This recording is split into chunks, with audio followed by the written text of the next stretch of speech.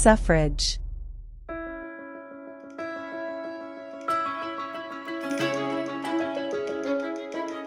The term suffragettes specifically refers to women who were part of the suffrage movement in the late 19th and early 20th centuries. They were activists who fought tirelessly for women's right to vote and gender equality. The suffragette movement was characterized by its use of direct action, civil disobedience, and militant tactics to draw attention to their cause. Throughout history, numerous literary works have reflected the ideals, struggles, and triumphs of suffragettes, capturing the spirit of the movement and shedding light on the societal context in which it unfolded. Many feminist writers have explored the themes of women's suffrage and gender equality in their works. They have challenged traditional gender roles, questioned societal norms, and advocated for women's rights. Virginia Woolf's influential essay, A Room of One's Own, published in 1929, explores the limitations imposed on women in literature and society. Woolf's essay aligns with the suffragette movement by challenging the social barriers that hindered women's progress. She explores the historical context of women's limited access to education, financial independence, and personal space. Woolf emphasizes that women must break free from these restrictions to achieve true equality and creative fulfillment.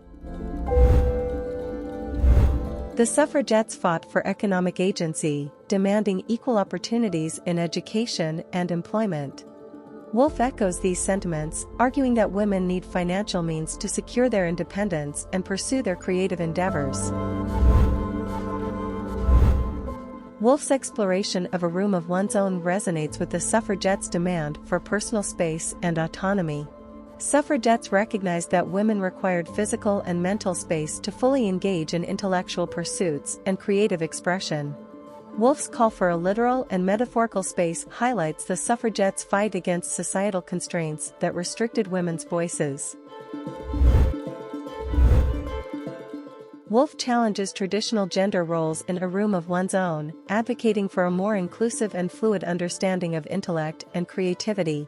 She posits the idea of the androgynous mind, which transcends gender binaries and recognizes the need to embrace a more expansive definition of human potential. This echoes the suffragettes' rejection of rigid gender norms and their call for equal opportunities for all individuals, regardless of their gender.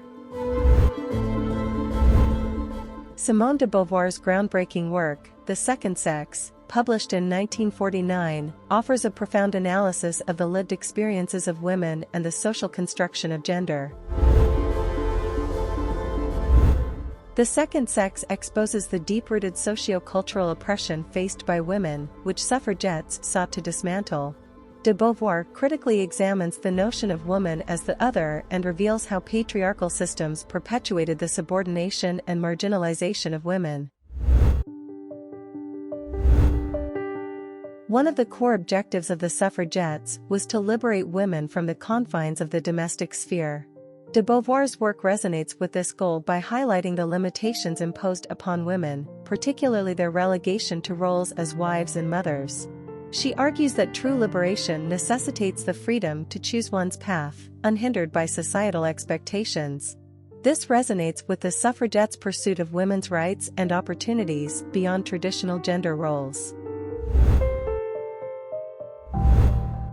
The suffragettes fought for women's political agency and the right to participate fully in public life.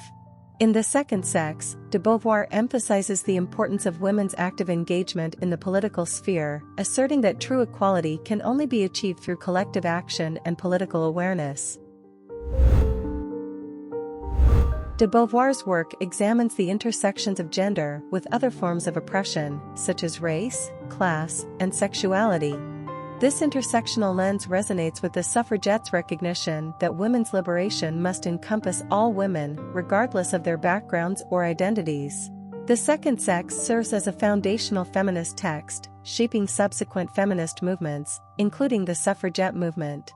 It continues to inspire contemporary activism by illuminating the ongoing struggles for gender equality.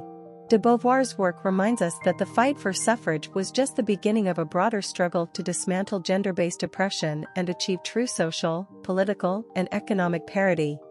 These literary reflections of the suffragette movement not only document the historical context but also provide a legacy of empowerment and inspiration. They continue to shape discussions on gender equality, feminism, and activism. By capturing the experiences and ideals of suffragettes, literature ensures that their stories are not forgotten and their struggles remain relevant for future generations.